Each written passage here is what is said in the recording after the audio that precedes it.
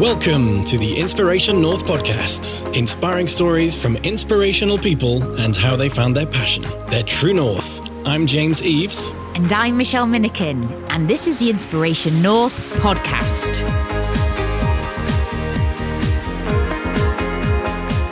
Today's episode, Take the Leap and See What Happens with Sarah Taylor.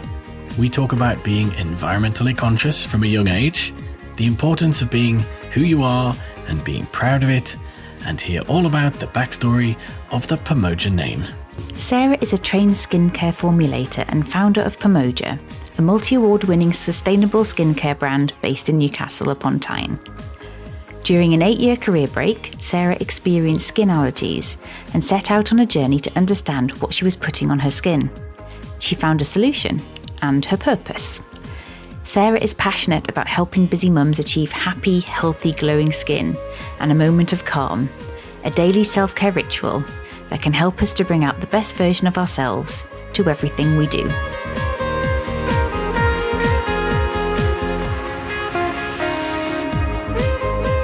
So good morning to you, Sarah. How are you today? Good morning. I'm great. Yeah, really looking forward to chatting with you today. And this is my first podcast. So been a tiny bit nervous, but yeah, excited to be here. Most people are. So. Yes. So it's not just me. It's not. It will all be fine. It will all be fine. Yeah. How about then our first question? So when you were little, did you know what you wanted to be when you grew up? I had loads of ideas that changed regularly. I wasn't one of those children that had a fixed idea and then worked my way towards it. Definitely not. I do remember a few different jobs I had in mind. One was I wanted to be a pop star, and I visualized myself on that stage singing to a crowd. I can't sing for toffee, so that was pointless. I also wanted to be a scientist as well. I think I was inspired by Arthur C. Clarke. Do you remember that show? Did you watch that when you were a kid? You're probably too young. Not sure. But it was, I think if you're in your 40s, you probably might remember this show. But he was I didn't live in England though until I was 12. So. Oh, did you know? Oh, okay. Well, it was. What was the name of the show?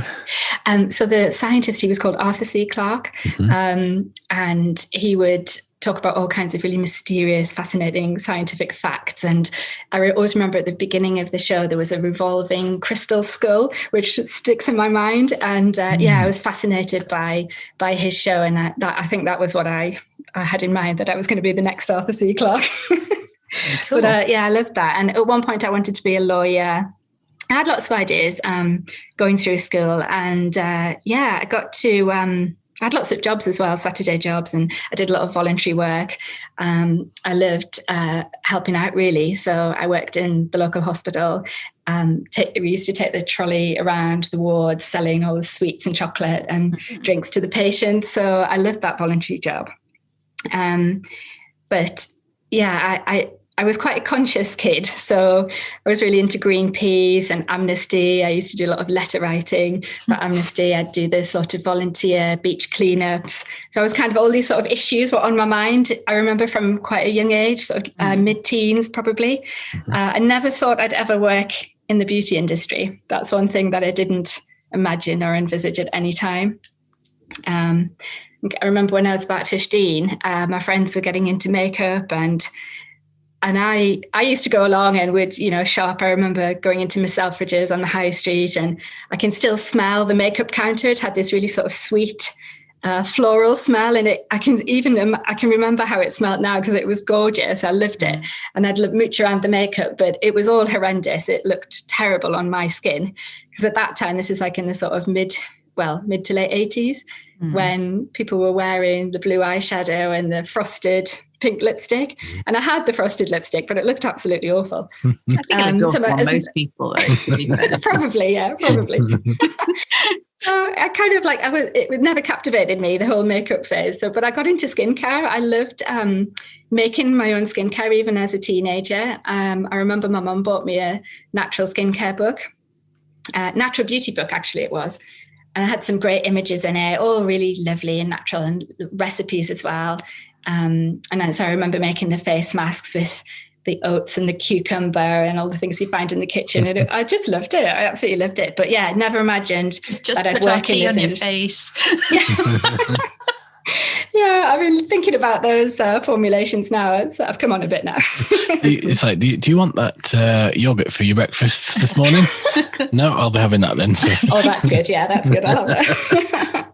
Brilliant. So yeah, I mean, there weren't really beauty role models either. I think at that age, there weren't very many brown skinned models or people who inspired me at that age. But but I did like making those products. So. But yeah, so when I got into the sixth form, I did my A levels, and I still didn't really know what I wanted to do. But and when it came to that time of sort of choosing which university to go to, all of my friends were desperate to leave home and couldn't wait to get as far away as possible. And I kind of didn't really feel like that. I didn't look or feel 18 at all, and I just kind of didn't really have that urge to leave home. But I did want to go to university, so I stayed local. And I didn't have that sort of pressure to choose a subject either from home. I was kind of lucky in a way. I think, if you're sort of shoehorned into doing a subject that you don't enjoy, it must be quite tough to kind of maintain that for 3 years and then get into a career you don't enjoy. But I didn't really have that pressure. So I ended up studying the environment, which was what I enjoyed. It was what I was passionate about. I was a bit of a campaigner. So like I said, I loved Greenpeace. I did their campaigns, went on their retreats, sold the Greenpeace merch in the sixth form common room. So it was something I was really into. So I decided to study the environment. I kind of wanted to know more about the issues that they were campaigning for. But by the time I reached my final year, I was really enjoying the modules on housing and urban regeneration and urban policy. And that was what I felt like I wanted to do.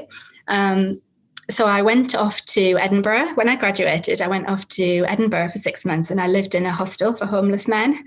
And I was there as a volunteer for 6 months. It was Edinburgh Cyrenians. It was a big old house in the new town, big Georgian house. It was like the house that Jack built. It was not like a modern day hostel now, which are, kind of well maintained, heavily regulated. It was just a big old house with some people living in it, hoping for the best.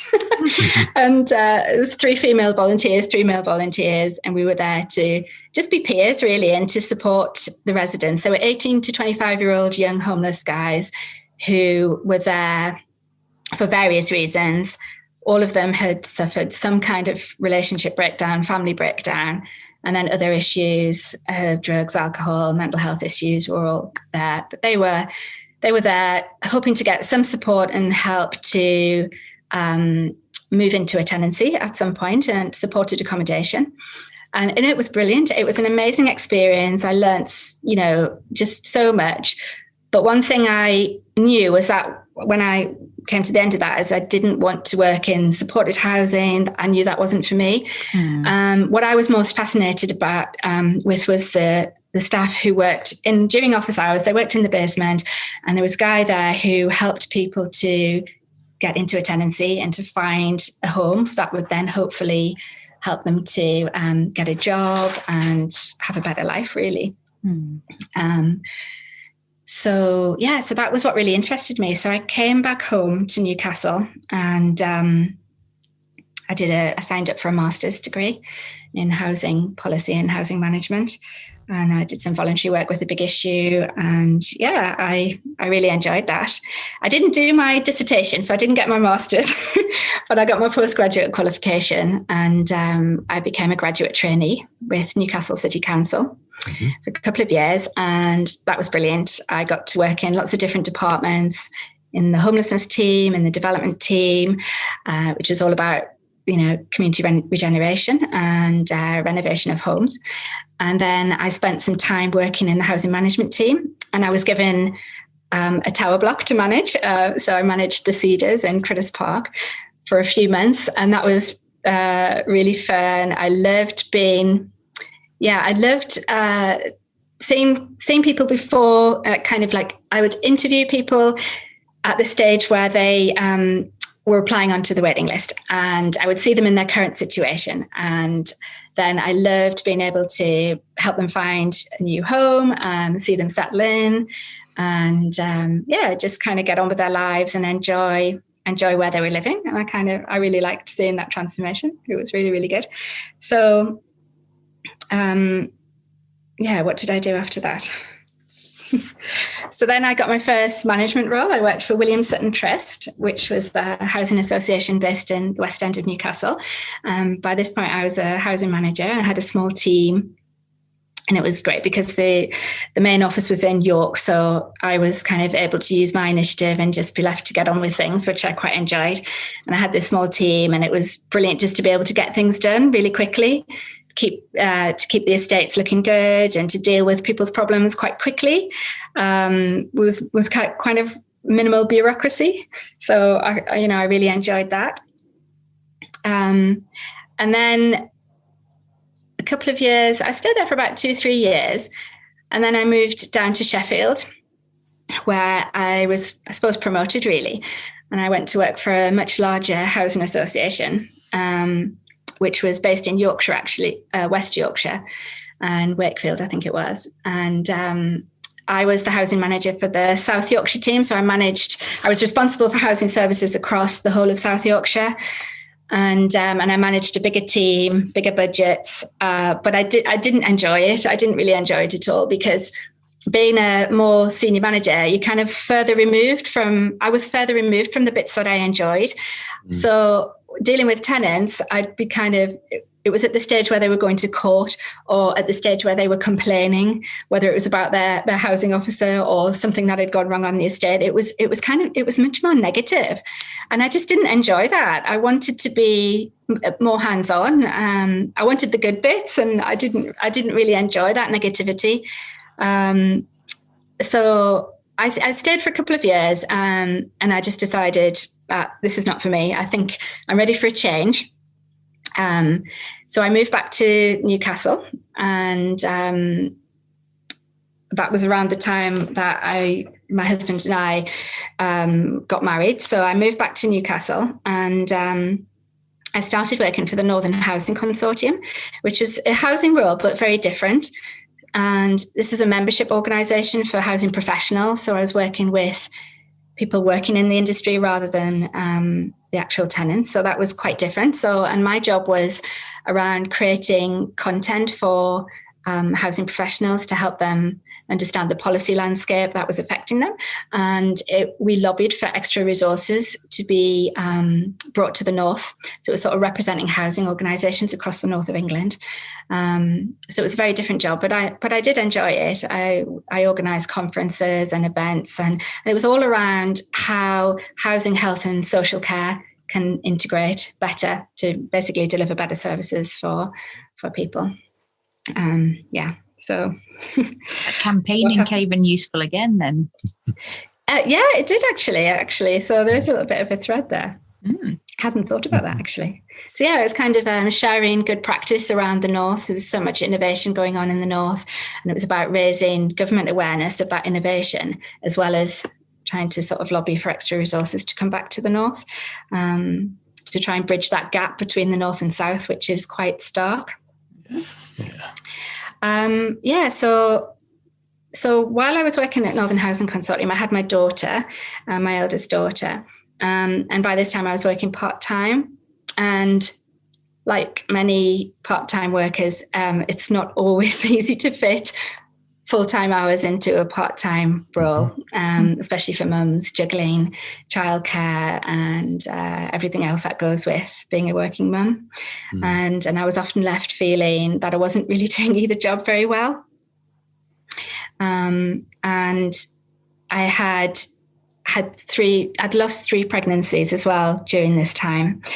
And I really just came to the conclusion that I would just wanted to spend more time with my daughter. She was 2.5 by this stage, and I didn't think we'd have any more children. And so I just thought, actually, we chatted about it and we thought about the implications. We'll have less money. Yes, I think I'm going to lose some independence. No doubt there'll be other implications as well. I don't know yet, but weighing it all up, I just thought, no, I feel like I need a break. I just want to spend more time with her. She's going to be going to school in a couple of years' time. I don't want to look back and regret that I didn't take that time. I think I'm more likely to regret not taking the time than I am to regret the other things. So I just decided to take the leap and see what happens. I remember a colleague saying, so what will you do next? I mean, how long are you going to take off work? Are you going to come back? What are you going to do? And I said, well, I think I will definitely come back to work at some point. I knew that I didn't want to be, full-time mum forever. I said, I'll definitely come back, but I've absolutely no idea what I'm going to do. I don't think I'll come back to housing. I don't think I'll come back to this role. And I'm actually quite excited about that. I felt like a little bubble of excitement at the thought that I just don't know what's on the other side, because I felt like I would probably change in that time. And I'd probably want to do something that fits more around the family. I think my mindset would probably change. I just don't know. I just know I'm going to feel different. But I felt strongly that that was a really positive thing. It was scary on some levels, but just really, really exciting. And this colleague I was chatting to just said, oh my goodness, I can't believe you seem so comfortable with that risk. It just seemed quite shocking. And I think I have to acknowledge that being in a privileged position really to be able to take that decision. I know not everybody can. And I do feel that I was lucky to be able to make that decision. And I just had this gut feeling that it was going to be for the best. I didn't know why, but I just thought it was going to be good.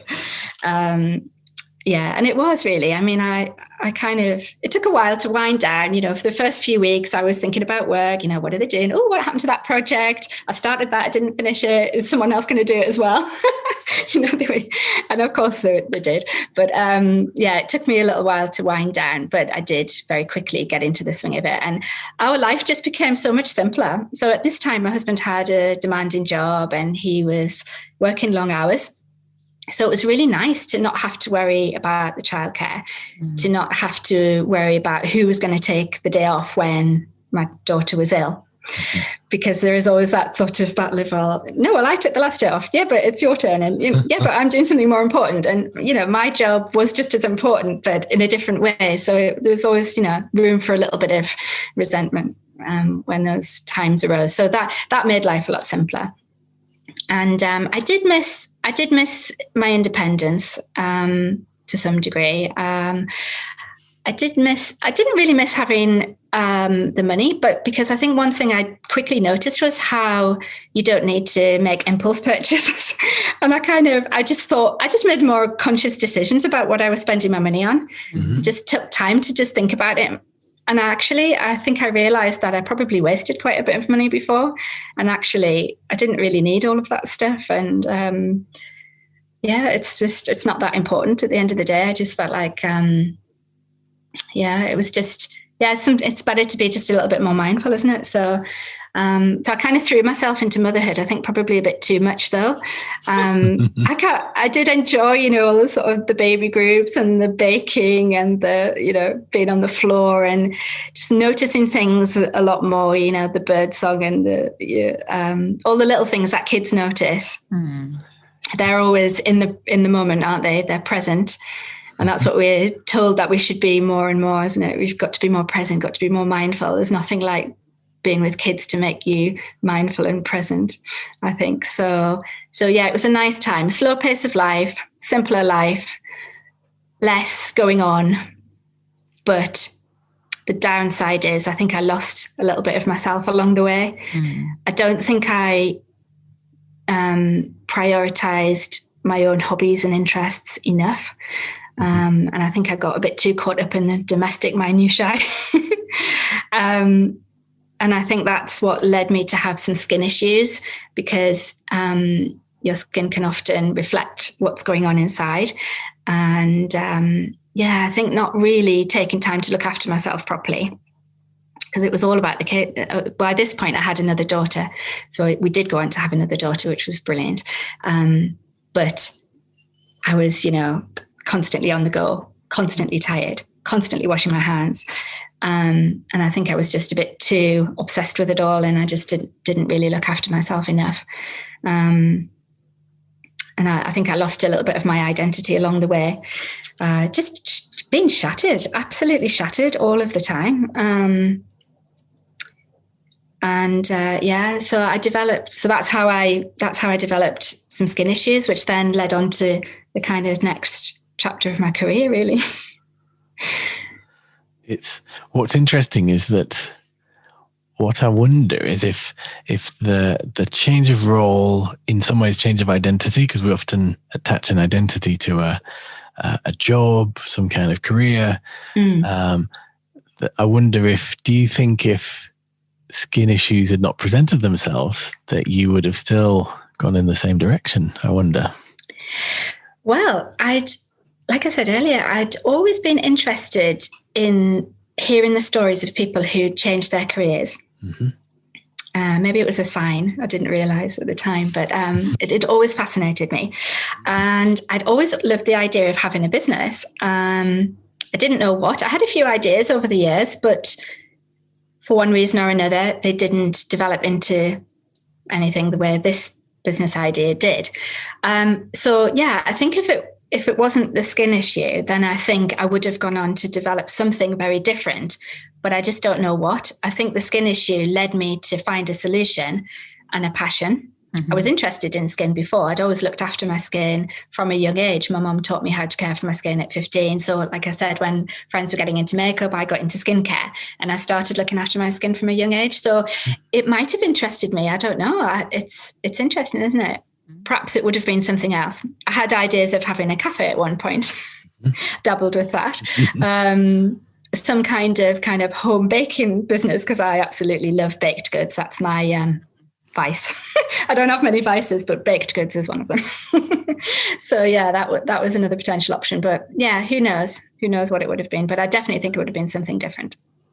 But then I think those are the couple of crucial elements for successful entrepreneurs is you're passionate about something, and then you see a problem and then find a solution for it. Yes, and definitely. That's like key combo for getting started in something. That's brilliant. Yeah. So tell us a little bit more about that path. I'd always had good skin. I developed these skin problems and they were really extreme sensitivity. I had dermatitis all over my hands, on my neck, my wrists. It was on my face, red, sore skin. I couldn't find a lasting solution. And I didn't really want to go to the doctor because I thought, well, it's a skin problem. Maybe the doctor might not take that seriously. Maybe I should be able to sort that out for myself. But I just couldn't. And time went by and it was really starting to affect my confidence. So I went to a dermatologist in the end and I had some patch tests, which were really about getting to the root of the problem. And the dermatologist diagnosed skin allergies and he told me that I needed to avoid a certain skincare ingredient that was very common. And it had a very, very long name. I can't even, it's known as MI, but it's got a very, very long name. And it's a type of synthetic preservative. And so it just said, basically just avoid this ingredient and you'll be fine. And it gave me some topical creams to help the immediate symptoms as well, which really helped. So off I went and got my magnifying glass out because the product labels on skincare products generally are absolutely minute. You really do need a magnifying glass to see them, and then trying to understand them as well is another matter. So I was quite horrified to find that this ingredient was in quite a lot of the products that I had at home. So it was in the hand wash, it was in the shampoo, the conditioner, it was even in the soothing hand creams that I was using. I was quite shocked to find it in quite a number of products. So those products had to be binned, and I had to start looking for alternatives. So I'd spent a lot of time in the shops trying to analyze the labels at the back of the products. Some of them you just couldn't read, but I would spot the ingredient in quite a number of the products that I was shopping for. So it just kind of got me thinking that I'm going to have to find a different solution. And because I dabbled in the past with skincare formulation, I tried making a few products in the past and enjoyed it. I'd also, that's one of the other things I hadn't mentioned, was that I'd developed a bit of a love for plant oils anyway, because I was using them to nourish my hair. A few years back, before I had my daughter, I cut off all of my hair. So my hair went from being quite long, sort of shoulder length. It was treated with various products to make it kind of nice, loose and soft. Because at that time, I didn't have my most natural hair, which is a whole other issue. But I reached a point where I thought, right, I'm tired of this. I'm sick of all these chemicals. I don't want to be putting all these strong products on my hair. I just want to have my natural hair. It was part of my own kind of like coming to terms with myself, I think. But I found a hairdresser that I trusted, and she said, look, we've got to cut all of your hair off, this damaged hair, and start from scratch. How do you feel? Oh my God. Okay, let's do it. So my hair was about 0.5 centimetre long. Wow. It was very drastic, but I got used to it and grew to love it. And I actually really liked the fact that it was natural. It's me. This is the texture of my hair. This is how it looks. It's great. But one of the things I started to research at that time was natural ingredients that would nourish my hair and help to promote healthy hair growth.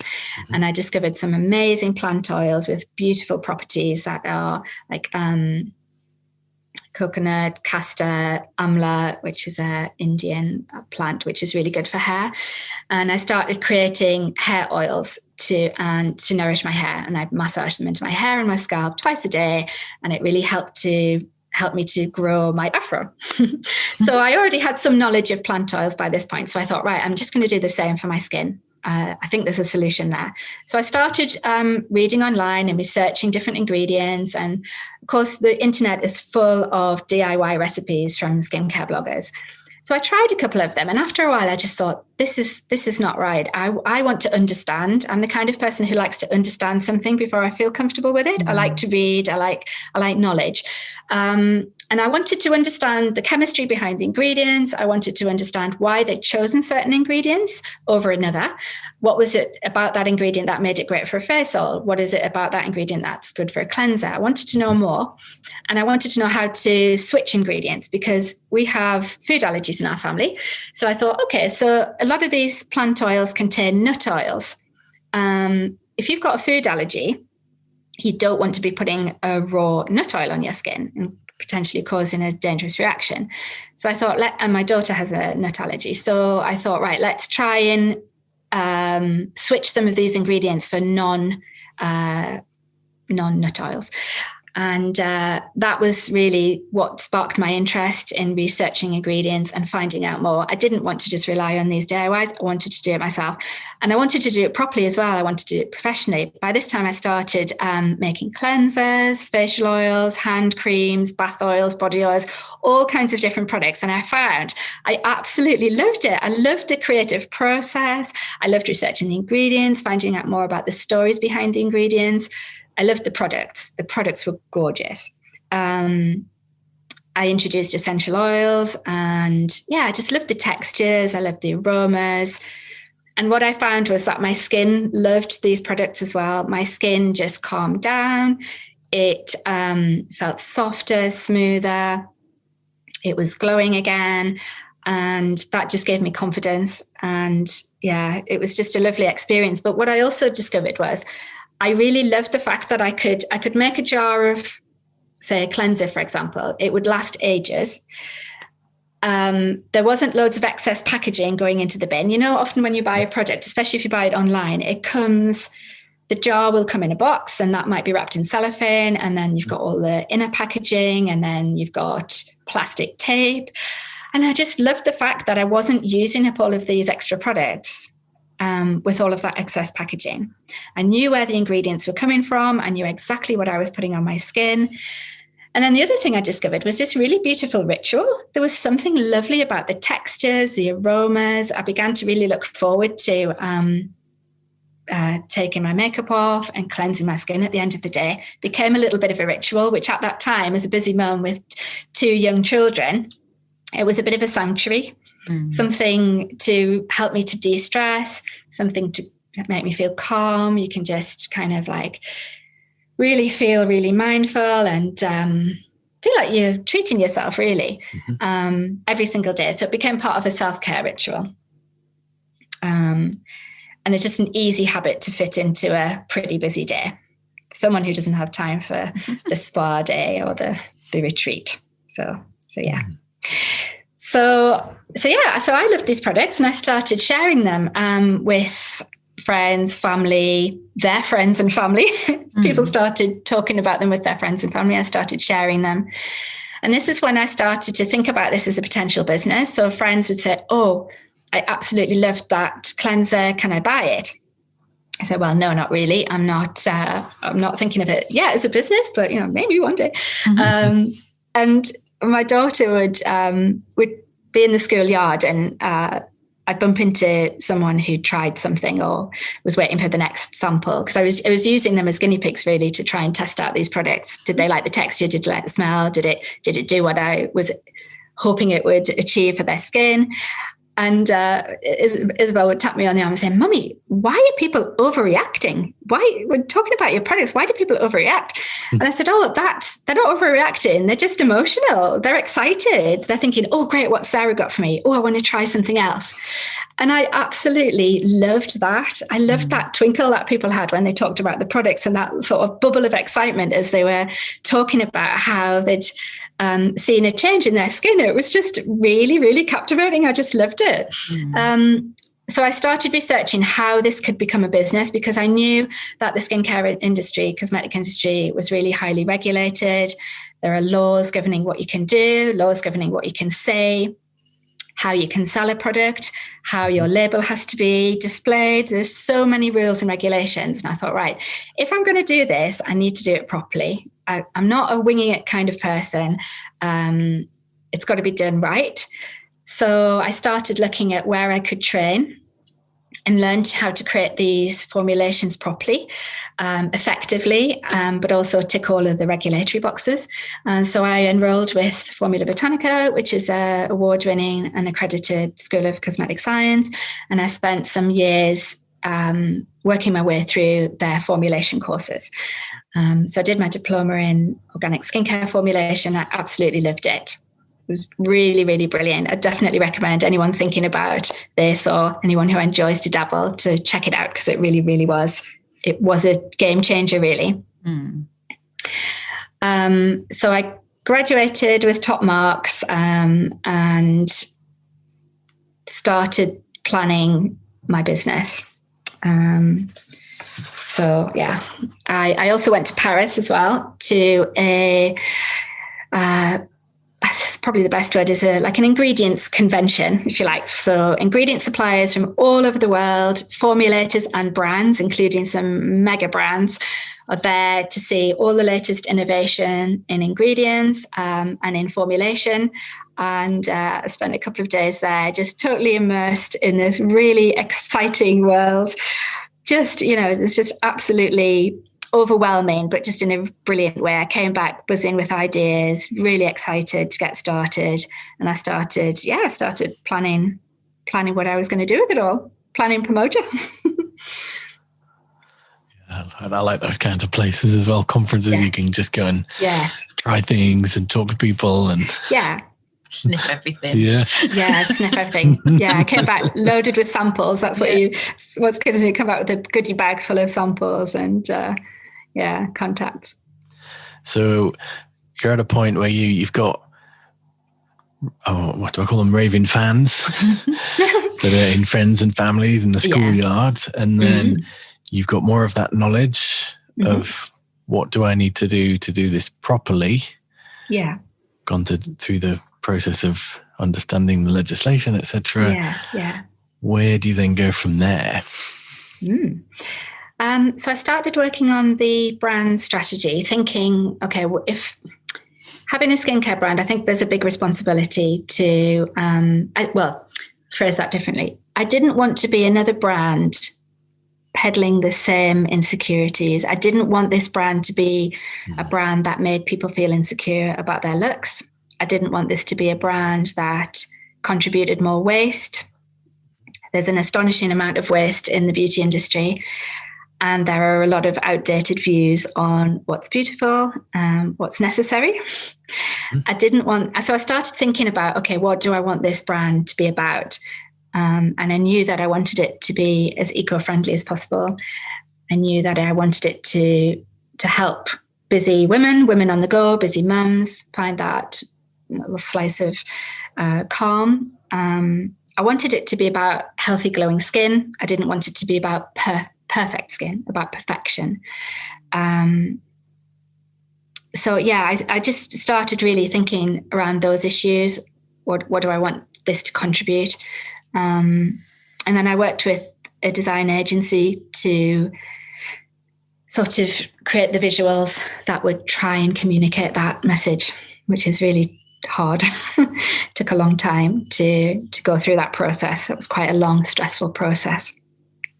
And one of the reasons I knew this was something that I really wanted to do, because with other ideas and other business thoughts in the past, if I came to the point where I felt there was a hurdle or a problem, it would sort of stop me in my tracks. I think, all right, yeah, that's not a good idea. No, I'm not going to do that. But with this idea, I just felt I might have a few moments or a day or so even thinking, scratching my head thinking, what am I going to do about that? I'm really going to, but I'd always find a solution or a way around it, go over it or around it, or, something would occur to me as to how I was going to tackle that. That you've probably seen that image. It's on social media, the life of an entrepreneur, and it's like this, and it's like one day you're like, oh my God, this is amazing, I'm so pumped, I'm so excited, and the next minute it's like, oh my God, what am I doing? Daily. You'll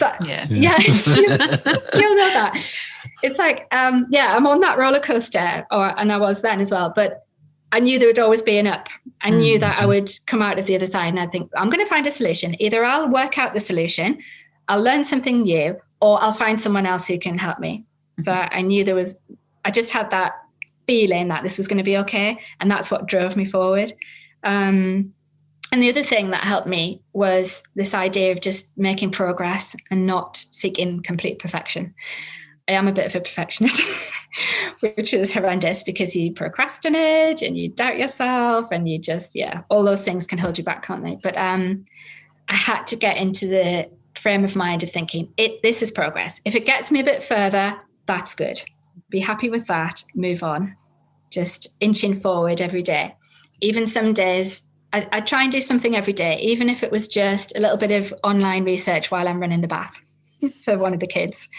Just a little bit of something just to inch me forward. We spent a long time planning the strategy and the visuals, and the naming of the brand was a tricky one as well. Got there in the end. Cool. And for our listeners, I know we've read it on your website, but tell us a little bit about the backstory of the name. So Pamoja is a Swahili word, and it means together, which is a word that I loved. As soon as I heard the word Pamoja, as soon as I saw it, actually, I absolutely loved it. And it took a while to get to the point of finding a Swahili word, actually, but it reflects my dual heritage. So I'm half Tanzanian. My dad is Tanzanian. But when we were trying to think of a name for the business, it was actually the job of the design company to come up with the name of the business. Well, it was in the brief, should I say? It wasn't their job, but it was in the brief to come up with a name for the business. It was part of their plan. And it wasn't easy because they had the ethos and, spent a long time thinking about different potential names. And they came up with some great names for the brand, really great. But for some reason, most of them were based on mathematical theories or Greek philosophy, things like that. I think the guy who was heading up the team was keen on these issues or these themes. And I thought, well, they are great names, but they're just not me. If I'm going to have a Greek name, why would I not choose look at the hair, look at this, there's something obvious here. I need to think about this seriously. So initially I was a little bit nervous of it because I didn't grow up in Tanzania. Mm-hmm. My parents separated when I was 3. We lived in Tanzania and in America when I was very young, but they separated when I was 3. So I didn't grow up in Tanzania. I grew up in the northeast of England in what is a small mining village on the outskirts of Sunderland. And I grew up in a completely white community. I didn't have any black or brown skinned friends. And I went to a school where I was the only brown-skinned child. Until the age of about 11, I didn't really know any of my Tanzanian family. And I've kind of gotten to know them over the years. Social media helps. We've met in person a few times. I've been to Tanzania since and absolutely love it. But I didn't grow up with that knowledge or experience of that culture. And so when so the thought of having a Swahili name for the business initially made me feel a bit like, oh, is that okay to do that?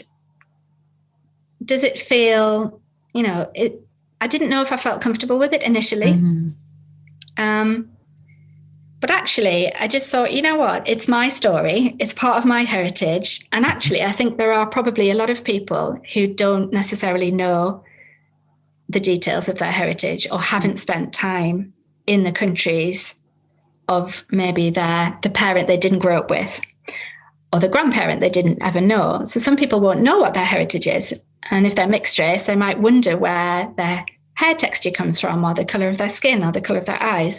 And I think that's quite normal and quite common, isn't it? So I just thought, it would be nice if I had the perfect story, if I'd spent even those, every summer in Tanzania playing with cousins, learning the language. That would be great, but I didn't. And that's my story. And I am getting to know my family now, and it's brilliant to be able to do that through social media. So I decided, I want a Swahili word and I'm going to search for it myself. So I started researching, and as soon as this word popped up, I thought, right, that's the one. I loved the way the word looked. I loved the way it sounded. I loved the meaning of it, because the brand was going to be about a brand that is great for your skin, but it's also really good for you. But it's also really good for the environment. So it was that kind of holistic approach that I really felt that the name Pamoja really fitted with that holistic ethos. So for Pamoja, who would you say is the right sort of person that you are targeting? I know we talked about busy working mums, but how would you best describe that?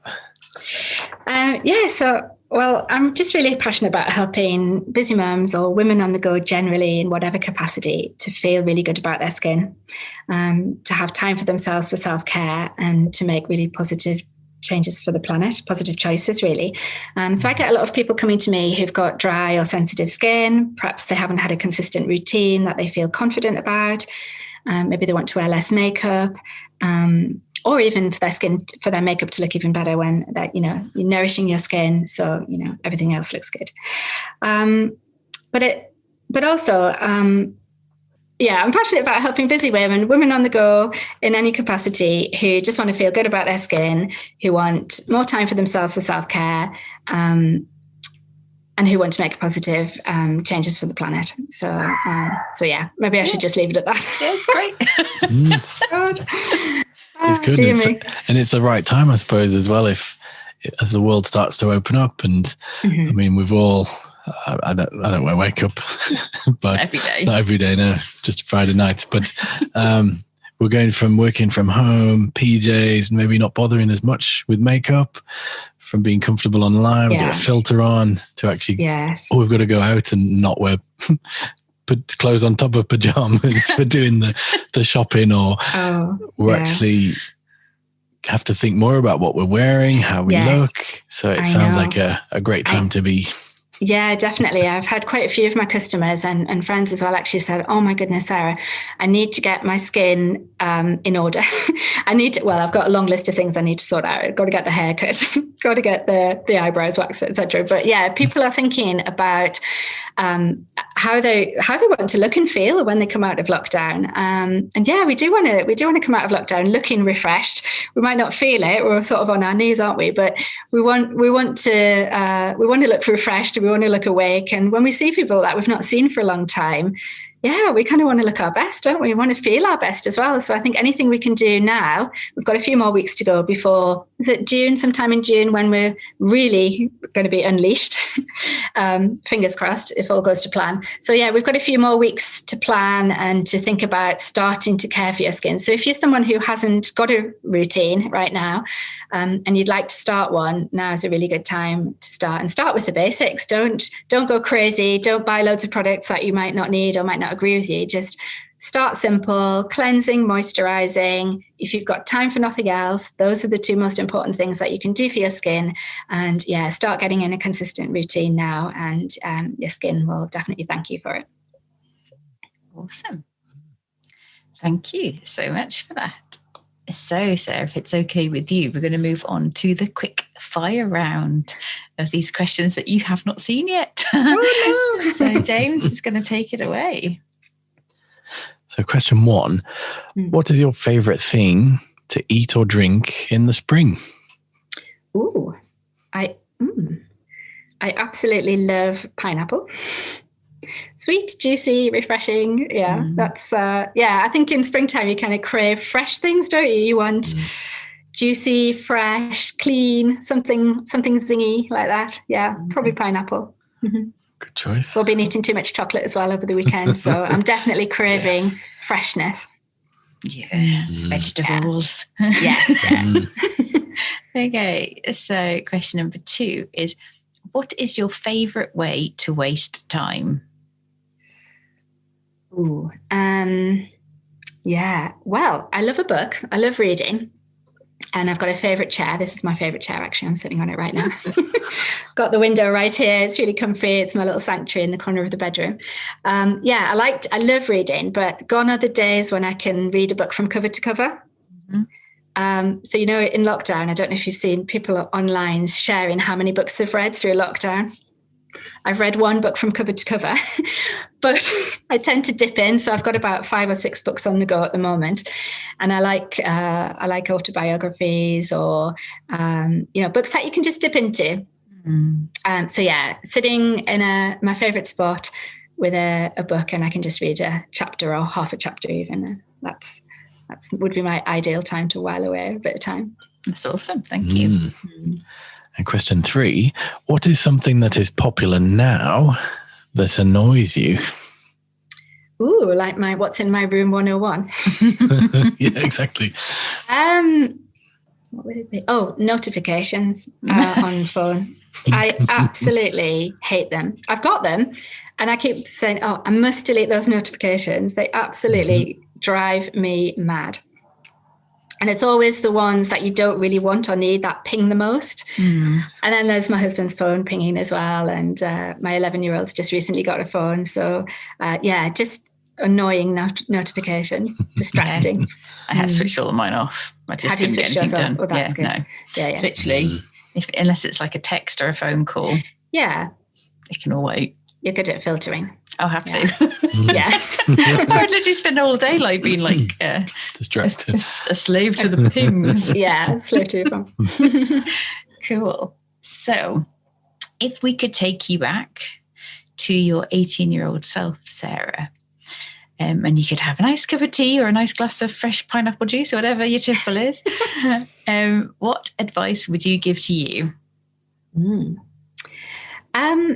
Well, it sounds a bit of a cliche, but I just say, just be yourself. Don't compare yourself to others and try and fit in too much. I think I was guilty of that. I wanted to blend in. I think probably because I went to a school where I was the only one who looked like me, blending in was a good thing. I think sometimes standing out can be harsh or can be a little bit hurtful sometimes. So yeah, I think I just said be comfortable with who you are and be confident about that. Yes, bad things happen. It hurts, but just let it go. And don't let that shape you. So be who you are and be proud of it. Of course, it's still a bit work in progress. So I'm not there yet. I always think this advice that we give to our 18-year-old selves is sometimes advice that we also need all the time. Well, actually, yeah, it's totally true. I think, I'm still working on it. It's like peeling layers of an onion, a very big onion. Yes. Maybe by the time I'm, 90, I'll have figured it all out. But yeah, I think that's what I would definitely say. Awesome. Thank you. Very good advice. So for our listeners, if you would like to look at Sarah's brand, hear what's going on, best places to go, the website, pamojaskincare.com, or go to Instagram, and the handle is at Pamoja Skincare. Well, we've really enjoyed hearing about your journey, Sarah. We've really appreciated you joining us, and we always love hearing the backstory, don't we, Michelle, as to how someone's got to where they are.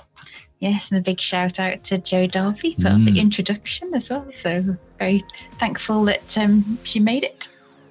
Yes. Yeah, thank you so much for having me. I've really loved chatting to you. It's been great. Thanks everyone for listening. Check out all the show notes at inspirationnorth.com. Join us again for the next episode when we'll be chatting to another inspirational person. If you like this, subscribe and tell your friends. If you didn't like this, subscribe anyway and tell everybody.